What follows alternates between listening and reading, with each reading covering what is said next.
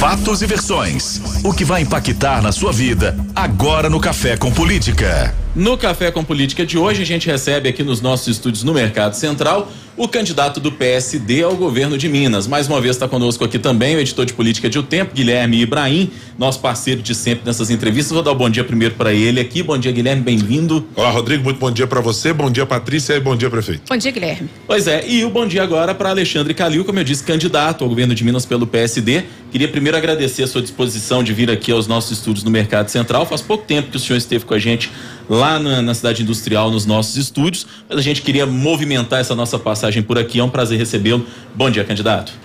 Rodrigo, obrigado. Bom dia, Guilherme, bom dia, Patrícia. Obrigado pelo convite, né?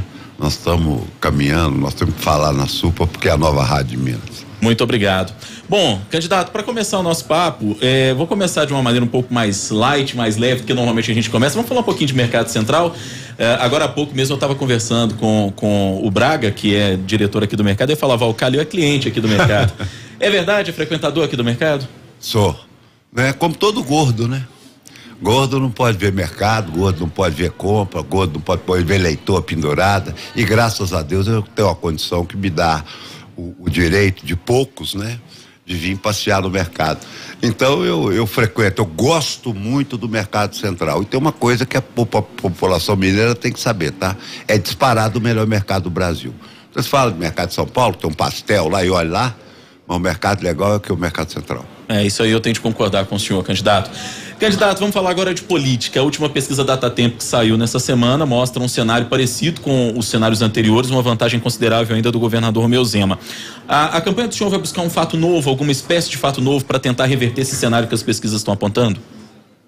Não, Rodrigo, nós vamos colocar os fatos que aconteceram durante 4 anos, né? Então, o que está faltando para a população de Minas Gerais é ter conhecimento do que aconteceu em Minas Gerais em 4 anos. Porque existe uma propaganda maciça, inclusive planejada, institucionalizada por meio de emissoras, que não está contando o que aconteceu com Minas Gerais. Então, o que nós vamos levar para Minas Gerais é muito simples. Nós temos tempo para mostrar na televisão o que foi em Minas Gerais nos últimos 4 anos. Eu não tenho a menor dúvida que eu já acho que eu arranco um caminhão de votos, na minha modesta opinião, porque eu estou fazendo campanha há pouco mais de 2 meses, né? Sendo que o meu adversário, o governador do estado, faz campanha há 3 anos. Então eu tô muito satisfeito com o meu número, né?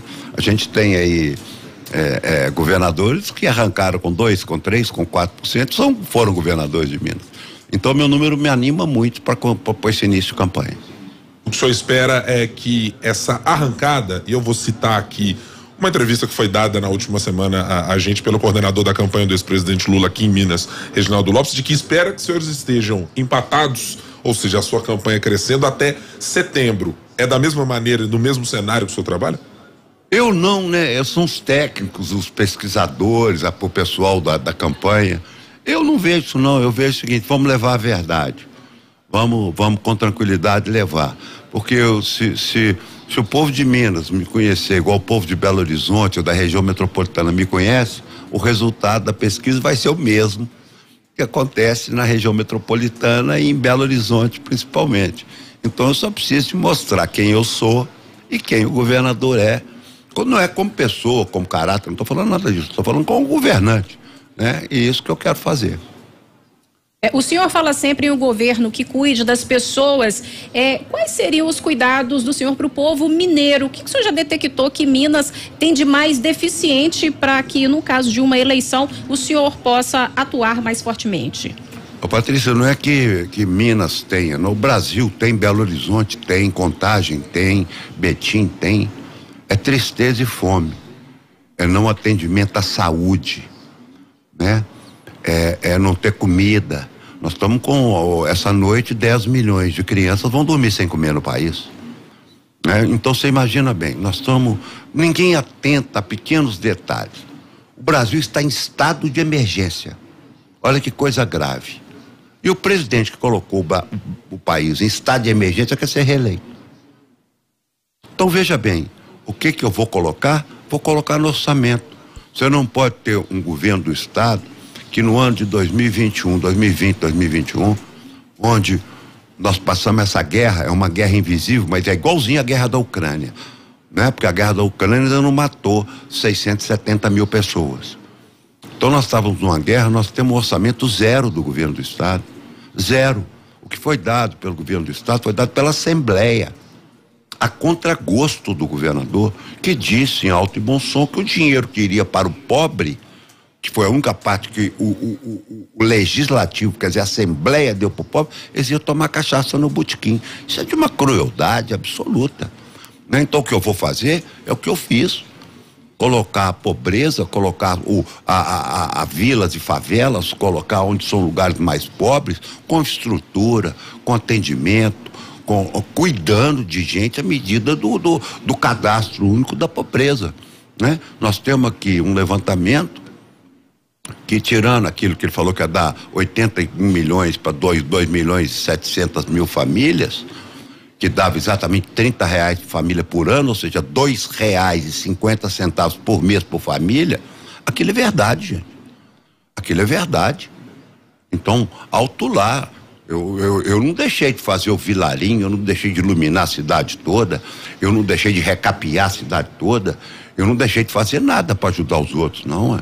Eu pus no orçamento a pobreza. Se ajuda, é diminuindo secretaria, é não dando emprego para a mesa diretora de Câmara de vereador que quer emprego lá de manhã, de tarde, de noite, enxugando a prefeitura, e vai sobrar dinheiro. Aí você vai poder colocar a pobreza no orçamento. Isso aí não é nenhuma caridade, não, isso é obrigação do poder público. Então, numa situação que o país vive hoje, mais do que nunca, nós temos que colocar infraestrutura no orçamento, que não está em Minas. Eu estou andando no estado, o que eu vi nas estradas de Minas, eu filmei. Isso não existe, isso não pode, né? Então, Belo Horizonte vive aqui, graças a Deus, numa condição melhor, porque foi feito um trabalho muito sério, né, que continua sendo feito. Então, é isso que nós queremos mostrar. Como combater? A primeira coisa é o seguinte: nós temos, mas isso vai resolver? Não vai resolver, não. O que não pode é ter fome, né, gente? O que não pode é governar da FIENG, ali da Avenida do Contorno. Isso não pode. Nós temos que ter coração, nós temos que ter decência. Eu não quero ninguém pobre, não, viu, gente? Eu não. Eu sou bem, como eu disse aqui pro Rodrigo, eu venho passear no Mercado Central, encho o meu carrinho, eu não tenho problema com isso, eu não quero tirar nada meu, não. Agora, o poder público não pode deixar a gente passando fome, né?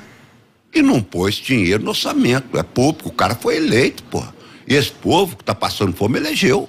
E sabe o que foi feito em Minas? A pobreza foi de 2,5 milhões de pessoas para 4,5 milhões de pessoas em 4 anos. Uai, alto lá, ué. Candidato, quando o senhor fala em colocar o pobre no orçamento, eu vejo o senhor nas redes e já na sua estrutura de campanha relembrando aquilo que o senhor fez durante a pandemia. Distribuiu milhões de cestas básicas na cidade, kits de higiene, máscaras e etc.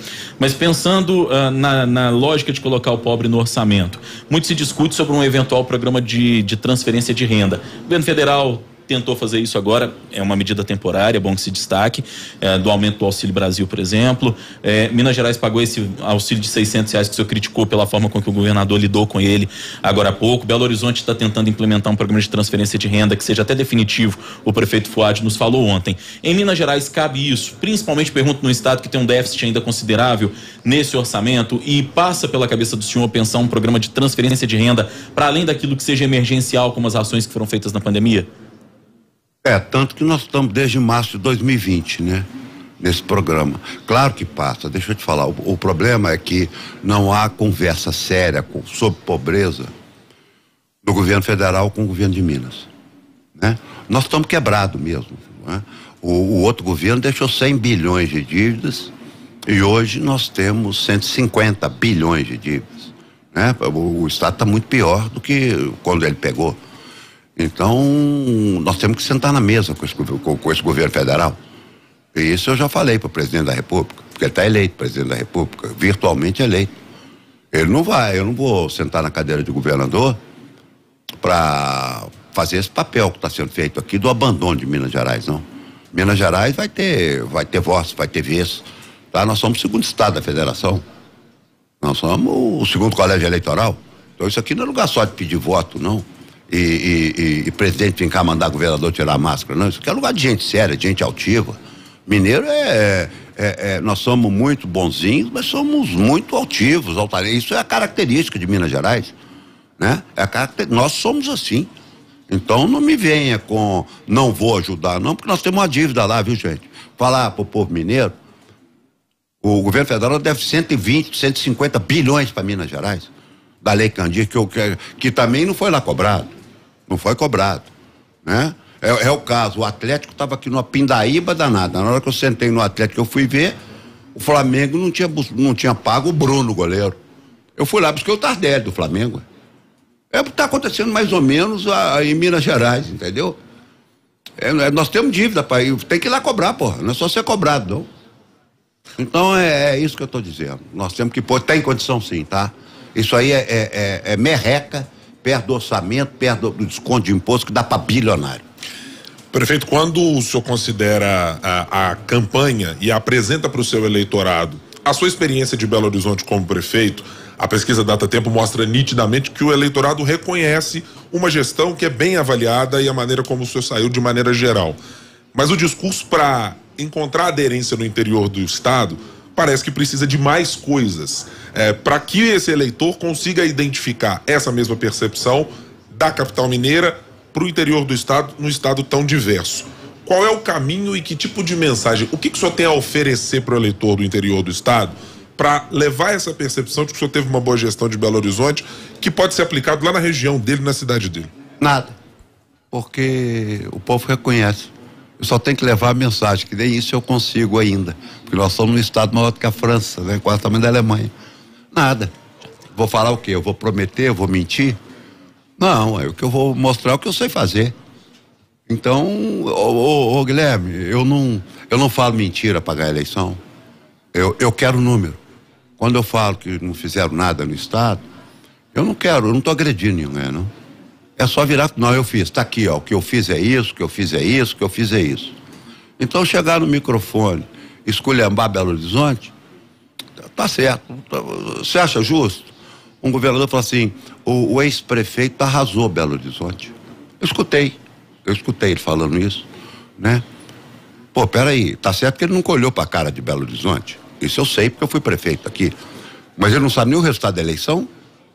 Será que ele não sabe que o prefeito de Belo Horizonte foi o prefeito mais bem votado, em primeiro turno, da história dessa cidade? Nem isso ele tomou conhecimento. Que ele não tomou conhecimento de Belo Horizonte, a população toda sabe. Agora, será que ele não sabe nem o resultado da eleição? Então é isso que eu estou dizendo. Eu não vou dar cambalhota para receber voto, não, que eu não preciso disso. Só vou mostrar o que ele fez sem agressão. Entendeu? Ele não arrasou Minas Gerais, não. Ele só não fez nada. Nada, absolutamente nada. Agora, ele tem uma chance grande. Falar, não, ele é mentiroso. Eu dupliquei isso, eu fiz isso, eu arrumei isso, eu construí tantos hospitais, eu abri tanto posto de saúde, eu fiz isso, que é o que eu estou falando. Né? Então nós vamos comparar sem agredir. Né? Não adianta pagar boca de aluguel e microfone alugado em rádio, não, cara. Tem que chegar e mostrar número. O povo não é bobo. É isso que eu estou falando. Na avaliação do senhor, a que se deve essa popularidade que as pesquisas mostram do governador diante desse cenário que o senhor está apontando? Falta de adversário. Então, tenho pesquisa que 60% da população não sabe nem que eu sou candidato. Né, olha, eu vou tentar me fazer conhecido.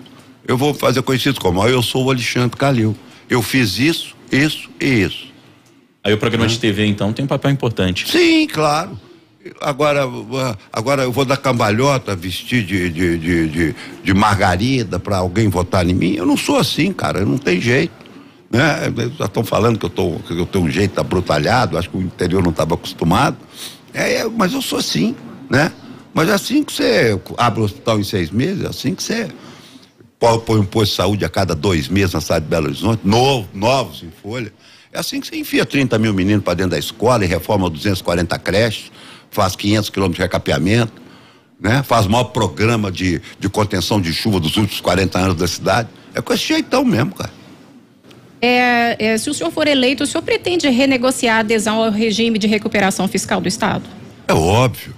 Isso aí é uma barbaridade, né? Fazer um regime com 4 paulistas e 3 carioca em cima da coxa, sem sentar com o presidente da República e falar: presidente, nós temos um problema aqui. Nós temos que abrir 11 hospitais regionais, que eles prometeram e não abriram. Isso aí custa dinheiro. Nós temos que, pelo menos, realinhar esses servidores públicos à realidade atual, para ficar 9 anos sem aumento. Nós temos que compor quadros de educação, saúde, serviço de segurança. Isso é um negócio amplo, senão vai fazer igual o Rio Grande do Sul e igual o Rio de Janeiro. Fizeram em cima da perninha lá e tá tudo por água abaixo. Agora, pro governo atual foi muito bom, porque foi o único governo da história de Minas que não pagou R$1 para ninguém, no liminar do outro governo, que também foi muito ruim, né? Então, quer dizer, nós estamos praticamente com a década perdida. Eu queria falar um pouquinho de propostas efetivamente, e aí o senhor está apontando esse até desconhecimento que existe da população no interior em relação à sua candidatura. Ontem, deputados do PT se reuniram com o senhor e disseram, pelo que a gente ouviu até de relato dos deputados, que é preciso que o senhor cole mais, cada vez mais, na imagem do ex-presidente Lula e que cole nos próprios deputados, sobretudo aqueles que têm base eleitoral no interior. E eu pergunto para o senhor, já há um plano de governo efetivo? Já há metas que o senhor está colocando efetivamente? E se há, quando é que o senhor pretende divulgar efetivamente, até diante dessa demanda, digamos assim, que os deputados do PT apresentaram? Não apresentaram demanda não, Rodrigo, nenhuma. Nós conversamos sobre campanha, sobre isso, estratégia, levar meu nome realmente. Eu tô com o Lula, né? Não escondo isso de ninguém, é outra característica minha, né? Não adianta que eu não fico em cima do muro. E na verdade, foi estratégia de eleição que nós discutimos. Até porque eu sou Alexandre Calil do PSD, né? Eu não sou do PT. O PT tá coligado comigo. Então, mas eu tô junto com Lula. E eu penso igual a ele. E a estratégia é fazer um programa enxuto, um programa que coloque a revitalização da infraestrutura, a colocação de saúde, né? Porque eu soube hoje pelo jornal O Tempo que estão faltando 40 remédios na farmácia popular. Eu li hoje no jornal. Então, quer dizer, nós estamos no século XXI, cara. E olha, e é em campanha eleitoral, hein? Você imagina, ele tá viajando tanto que ele esqueceu aqui da Avenida do Contorno, onde é que aqueles velhinhos ficam na fila aqui, ali na Avenida do Contorno, ele esqueceu de mandar o remédio para lá. Ah, porque tecnicamente tem A, B, C. Azar, cara, tem que ter o remédio lá, né? Eu me lembro quando eu era prefeito, eu tinha muito disso. Ah, queimou a geladeira, aí solta a notícia, tá a geladeira queimada no posto de saúde e tal. Aí, na hora que eu ia saber o que é, não, porque aconteceu, eu não quero aconteceu não, amanhã às 6 horas da manhã a geladeira tá lá, tá? Ou a geladeira entra ou você sai. Então eu tratava as coisas desse jeito abrutalhado, menos assim, mas não podia a vacina ficar sem geladeira lá dentro do posto de saúde, né? Então tá faltando 40 remédios, então quer dizer, desce do avião, para da entrevista em rádio interior e vem cá ver por que tá faltando 40 remédios, inclusive remédios de importância fundamental para idosos, para cardiopatas. Então é isso, cara, o jeito diferente é esse, é só esse. A gente tem visto as suas agendas, candidato, já há algum tempo com os candidatos do PT, aliás, com os parlamentares do PT, para as regiões nos quais eles são conhecidos, que tem base eleitoral, exatamente para tornar a sua candidatura, a sua imagem junto a eles, aquele eleitorado mais visível. Com o PT isso parece estar absolutamente apaziguado e pacificado. Qual é a parcela do PSD que fará isso pelo senhor no interior do estado? Já estão fazendo. É porque o PT é mais visível, mais perseguido, inclusive. Eu fui lá fazer uma agenda muito bacana com o Cássio Soares lá em Passos, fizemos lá com liderança, sentamos, foi bacana demais. E nós vamos rodar, cara, com PSD, com PSB, com PV, com PT. Nós vamos rodar e falar o que a gente sabe fazer. Agora, o governador é o Alexandre Calil, né? Quem manda no governo é o governador. E aí o Guilherme toca nesse assunto, a gente se lembra, e até foi um tema da última entrevista quando o senhor teve com a gente no Café com Política, na última oportunidade, que a bancada federal do PSD era mais resistente ao nome do senhor, porque é uma bancada federal muito alinhada com o presidente Jair Bolsonaro. Isso já foi aparado ou o senhor definitivamente não conta, digamos assim, com a bancada federal do PSD? Olha, isso não é um problema. O problema é levar a mensagem para o coração da população.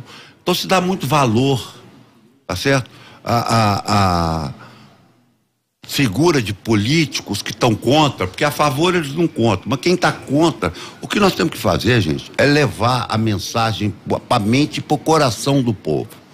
Eu tive outro dia no aniversário do Isidora, aí eu ando aqui no Mercado Central, eu vou em vilas e favelas, estive lá dando uma volta no aglomerado da Serra. O povo não esquece não, só. O povo gosta de você e gosta para valer. O povo reconhece, principalmente o povo mais pobre. Entendeu? Esse povo é bacana para burro.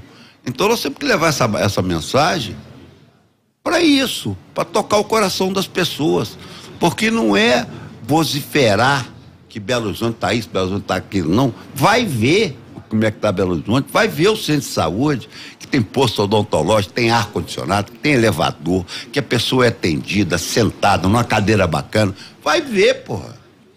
Vai ver. Mas, candidato, no estado, como o senhor citou aqui no começo da nossa entrevista, com as dimensões, com as diferenças, com o tamanho de Minas Gerais, quando o senhor tiver agenda na capital, precisa ter alguém lá no interior para fazer a campanha do Alexandre Calil também tracionar, né? Mas é isso, nós vamos ter.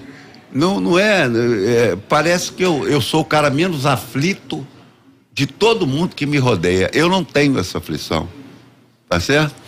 Eu arranco um número muito legal. E nós vamos levar a mensagem para o interior, com tranquilidade. Nós vamos mostrar o que o Lula fez para esse país e o que o Calil fez. Quer dizer, cada um governou para o seu povo.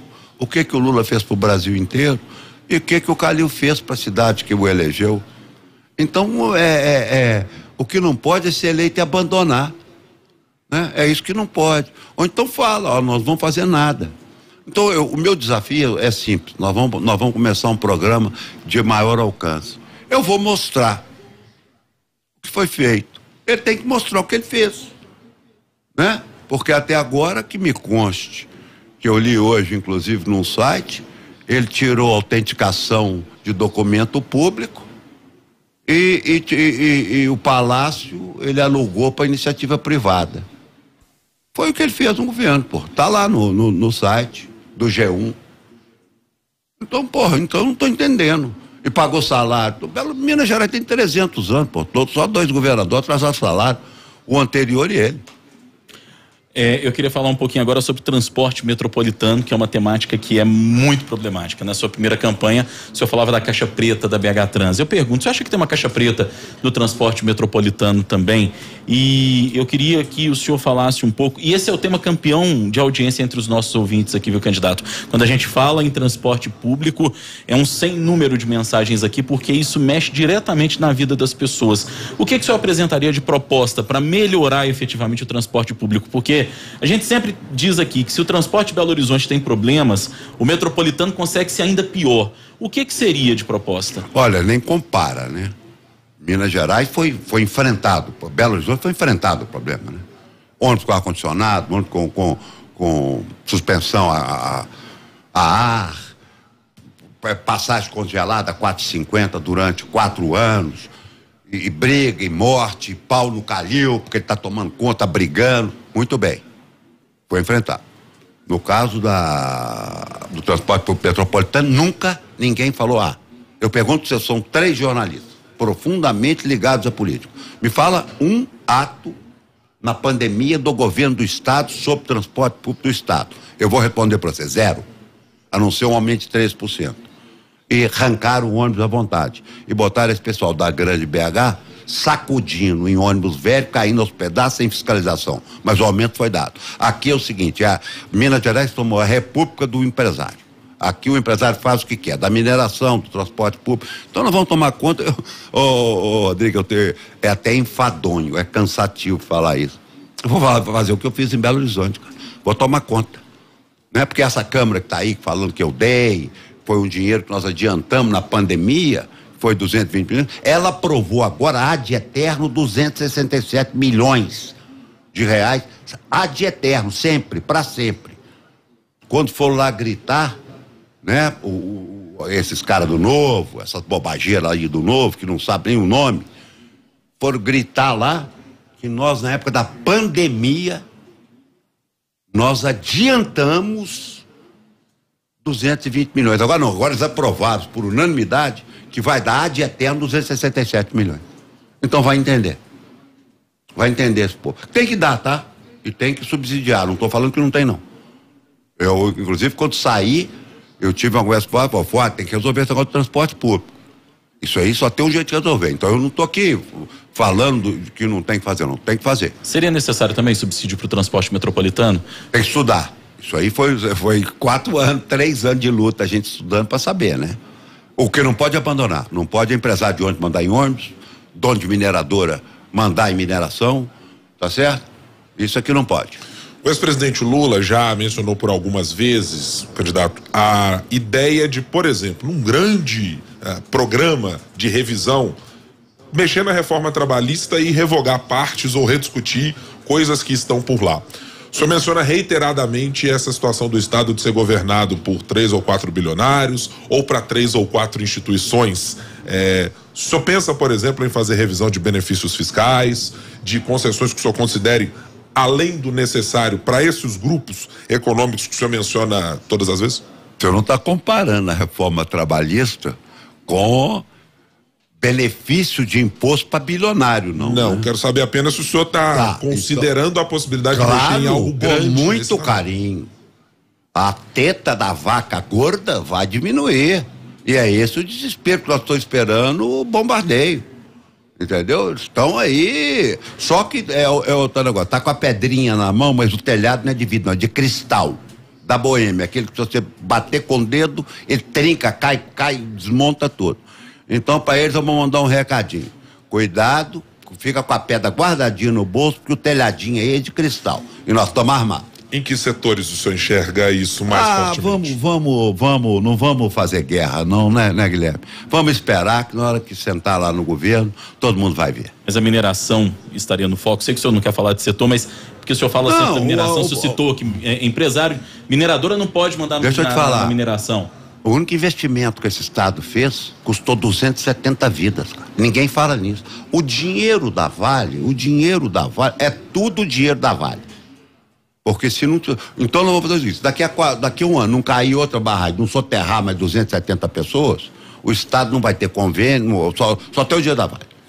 Então, olha, mineração ela é muito importante para cidades de Minas Gerais, para Belo Horizonte, nem tanto, mas nós sabemos o que é Ouro Preto, Ouro Branco, Itabirito, né? Brumadinho, Mariana, enfim, não podemos perder a mineração, mas temos que ter ordem.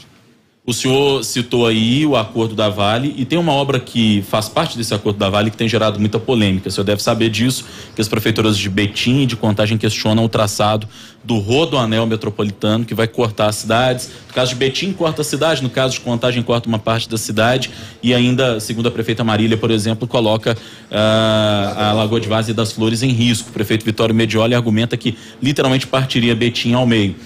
Existe até agora uma tratativa entre governo, TCE, as prefeituras, para que haja um novo estudo. O senhor eleito governador de Minas Gerais, o senhor mexeria nesse traçado do Rodoanel, considerando que a obra em si é importante para a região metropolitana? Veja bem, o Rodoanel nasce dado de presente para iniciativa privada, ele já nasce assim. Você imagina com uma obra daquele vulto, o projeto foi um presente dos empresários. Já viu o empresário dar presente para alguém? Estão dando presente porque quer fazer o anel e quer pedagiar. Mas não é até de maldade, não. Eles não sabem fazer. Eles não sabem, não pode. O DR, eu estava lendo hoje também no jornal, estava entregue ao PSDB.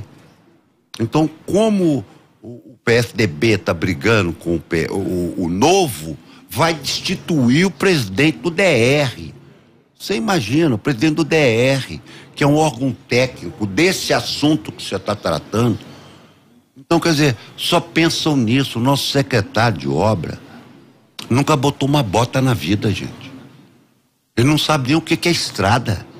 Nós temos um anel rodoviário no século XXI que tem parte em 2 pistas.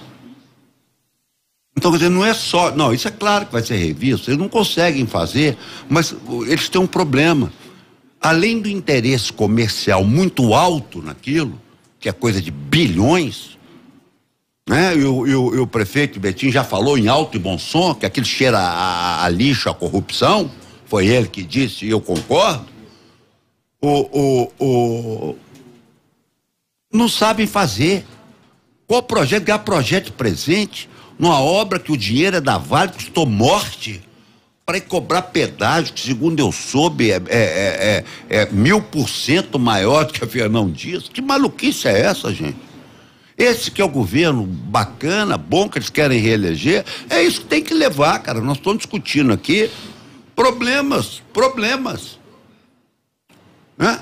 E quando eu disse que esse Rodoanel não ia sair do papel, eles pularam. Olha, se todo mundo convergir para esse Rodoanel, se tiver Contagem, Betim, Belo Horizonte, Birité, todos afetados nesse Rodoanel, junto com o Estado, junto com o governo federal, já é uma obra muito complicada, tá?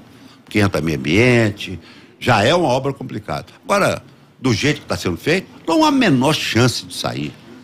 Candidato, ainda na seara da iniciativa privada, o senhor considera positivo privatizar as nossas estatais aqui, a CEMIG e a Copasa? Não. Primeiro, a Copasa é uma concessão, né? É uma estupidez. Como é que vai privatizar uma coisa que não é dela? Como é que a Copasa vai ser privatizada se no contrato da Belo Horizonte, em Belo Horizonte, ela for privatizada amanhã, você pode trocar a concessionária depois da manhã? É um sonho. E aí a CEMIG tem que investir nela, né? Ela está sucateada. E ninguém vende carro sucateado. A gente arruma e vende. Então, quer dizer, no meu governo, eu não vou privatizar nem CEMIG nem Copasa. Isso é definitivo, tá? Isso não é ideológico. Isso é minha lógica. É lógica, é minha lógica. Então não tem privatização nem da CEMIG nem da Copasa no meu governo. E a Codemig, que lida com uma questão que é estratégica, que é a questão do nióbio, e que hoje está no foco inicial até do governo, Codemig e Codenge. É claro, a Codemig e a Codenge é a mesma coisa, né? Um é exatamente. Da outra.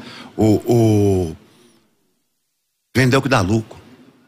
Vender para os empresários, né? Não levaram um projeto que ia para aprovar o adiantamento do lucro por 30 anos do nióbio, para pagar a folha há 4 anos, 3 anos atrás? Você lembra disso? Levaram para a Assembleia? Não aprovaram? Não conseguiram fazer, gente. Não sabe. Aprovaram, ó, tem que aprovar o nióbio.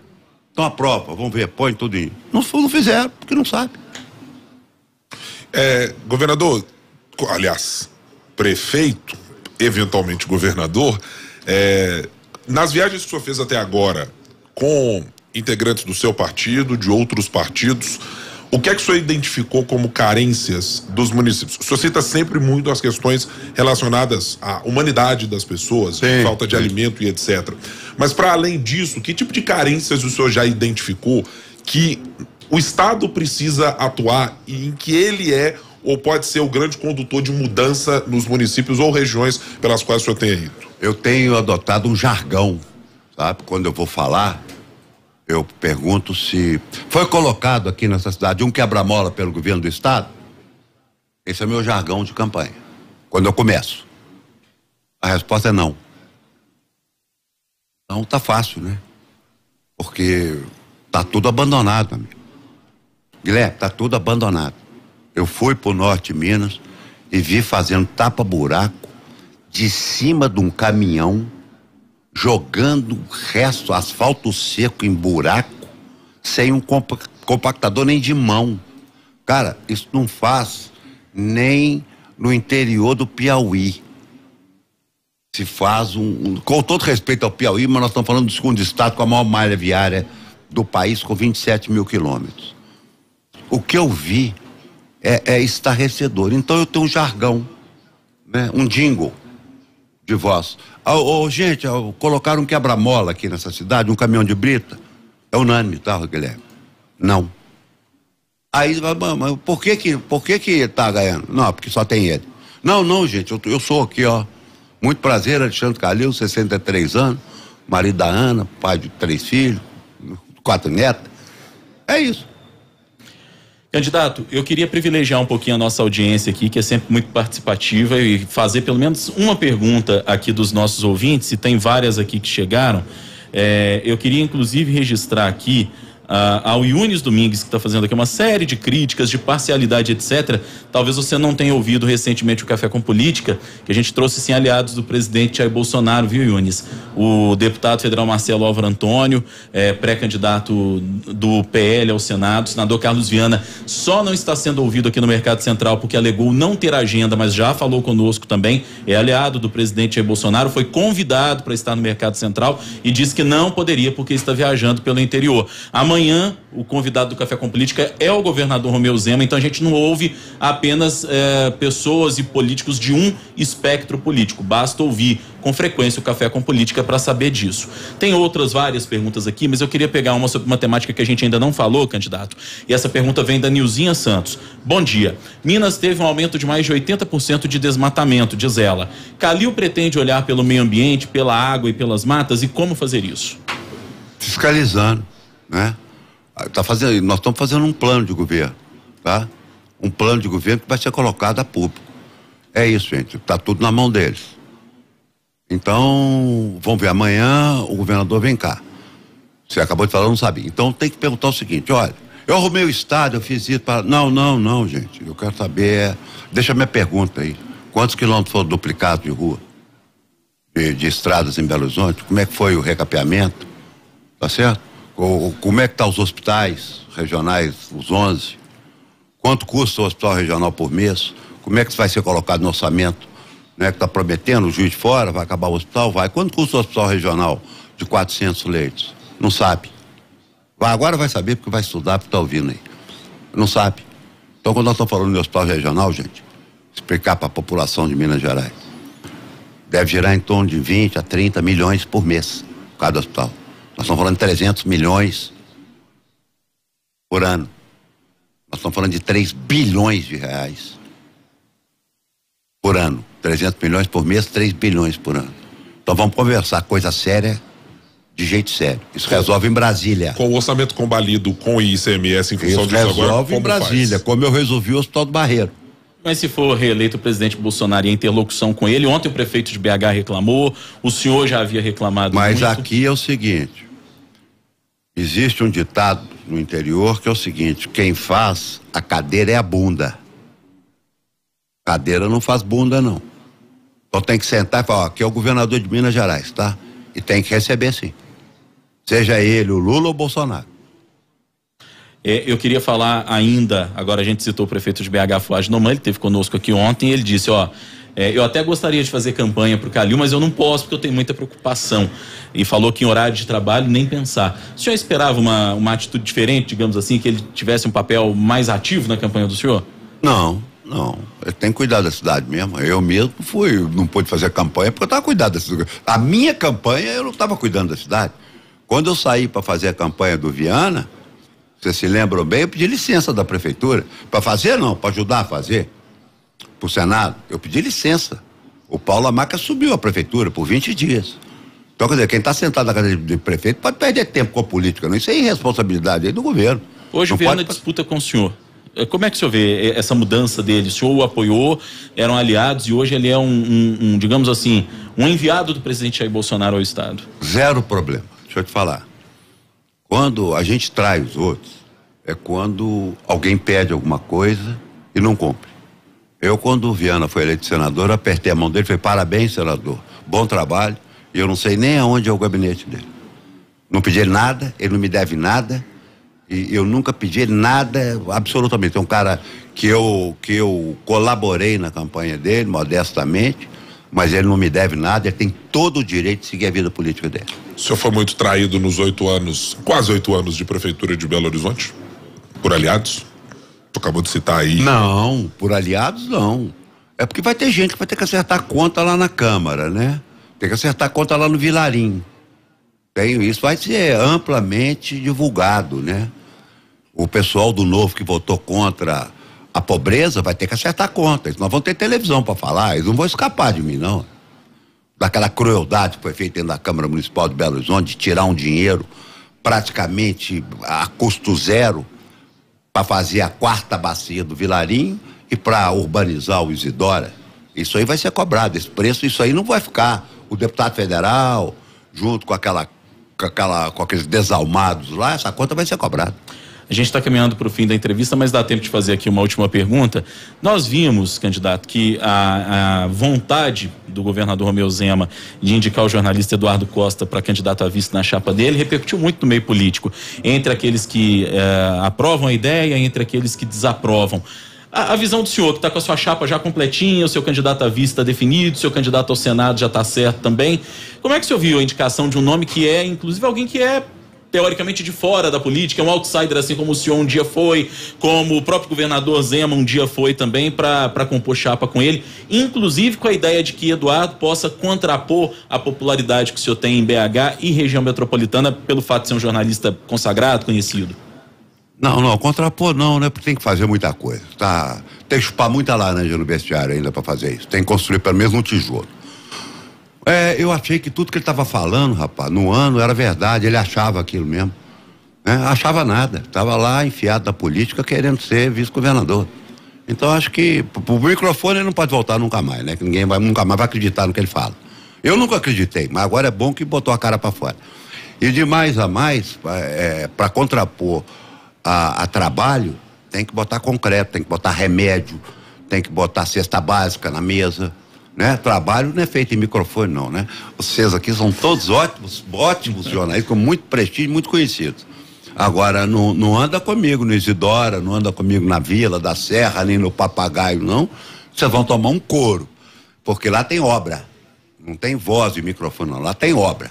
Então, obra para destruir, eles vão ter que pegar marreta e quebrar lá onde é que foi feito. É um trabalho bem intenso do microfone, diferente da política, mas é muito intenso, viu, candidato? Não é fácil acordar todo dia de madrugada para estar aqui. Ir lá disputar política. Eu não posso aqui fazer programa, né? Então cada um na sua. O meu programa vai ser ridículo e radialista que tenta entrar numa cidade que foi um trabalho tão bom é ridículo. Vamos à hora do bate-pronto. No Café com Política, hora do bate-pronto. Você já conhece? Perguntas objetivas, respostas objetivas, ping-pong comigo e com a Patrícia. Combinado?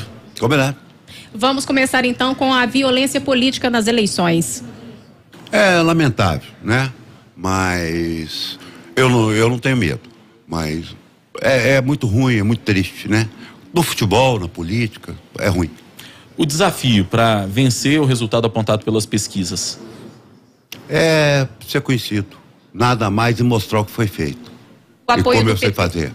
Desculpa, achei que você tinha terminado já. O apoio do PT em Minas Gerais. Muito importante. O presidente Lula, uma unanimidade quase em Minas Gerais, e nós temos que levar o nome dele para Minas Gerais, e Minas Gerais vai dar vitória para ele. A aliança com Lula, o que significa? Muito para mim. Primeiro fiquei próximo de um cara muito legal, que eu gosto muito dele. Nos aproximamos muito, para mim foi muito legal pessoalmente. E ter um cara que é um líder como ele foi, um presidente como ele foi, me orgulha muito. O chamado voto Luzema. Não existe, é só falar que, tanto que a própria pesquisa do Datatempo mostra que quando fala que o Calil está com o Lula, esse voto desaparece. Se perder a eleição, Alexandre Calil pretende? Continuar com a política, eu gostei, é bacana, né? Eu não vou me aposentar, não vou correr não, eu estou aí. O resultado de eleição tem duas, ou ganha ou perde. Alexandre Calil, candidato do PSD ao governo de Minas, ex-prefeito de Belo Horizonte, foi o nosso convidado de hoje aqui no Café com Política. Quero mais uma vez agradecer a disposição de pouco tempo depois de ter falado conosco, está de volta aqui, em especial no nosso estúdio no Mercado Central. Muito obrigado. Muito obrigado pelo convite. Falar que eu tô com saudade do Mercado Central, eu tenho saudade de ser prefeito de Belo Horizonte. Foi um negócio muito importante na minha vida que eu vou levar pro resto da vida. Obrigado, viu, Muito obrigada, até a próxima.